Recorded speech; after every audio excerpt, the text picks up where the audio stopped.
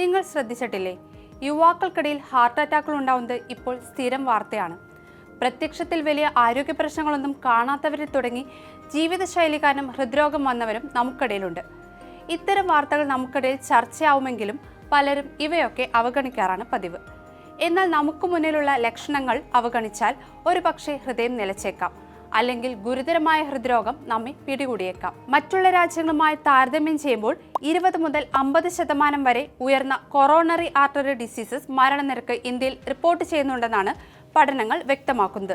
ജീവിതശൈലിയിലെ മാറ്റങ്ങൾ തുടങ്ങി പൊണ്ണത്തടിയും പുകവലിയും ഹൃദ്രോഗ സാധ്യത വർദ്ധിപ്പിക്കുന്നു. പ്രമേഹമുള്ളവരും രക്തസമ്മർദ്ദമുള്ളവരും ഇക്കാര്യത്തിൽ പ്രത്യേക ശ്രദ്ധ ചെലുത്തണം. ശരീരത്തിൽ കാണുന്ന ചെറിയ ലക്ഷണങ്ങൾ പോലും കൃത്യമായി നിരീക്ഷിക്കുകയും വിദഗ്ധ ചികിത്സ തേടുകയും ചെയ്തിട്ടില്ലെങ്കിൽ കാര്യങ്ങൾ കുഴപ്പത്തിലാകും. താടിയെല്ലിൽ വേദന, കഴുത്തുവേദന, ക്ഷീണം എന്നിവ പോലുള്ള അസാധാരണമായ ലക്ഷണങ്ങൾ കണ്ടാലുടൻ ഡോക്ടറെ കാണേണ്ടതുണ്ട്. സ്ത്രീകളിൽ ഇത്തരം ലക്ഷണങ്ങൾ പ്രകടമായെന്ന് വരില്ല.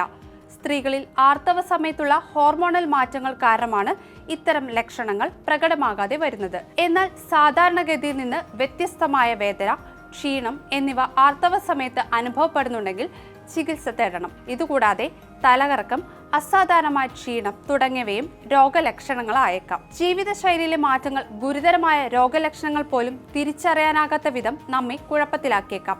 മദ്യപാനം, പുകവലി എന്നിവ ഉപേക്ഷിക്കുകയും ചിട്ടയായ ജീവിതശൈലി രൂപപ്പെടുത്തുകയും വ്യായാമം ശീലമാക്കുകയും ചെയ്താൽ ഹൃദ്രോഗത്തിൽ നിന്നും ഒരു പരിധിവരെ നമുക്ക് രക്ഷപ്പെടാനാകും. കൂടാതെ കൃത്യമായ ഉറക്കവും പ്രധാനമാണ്. അപ്പോൾ ഹെൽത്തി ആയിട്ടിരിക്കുക.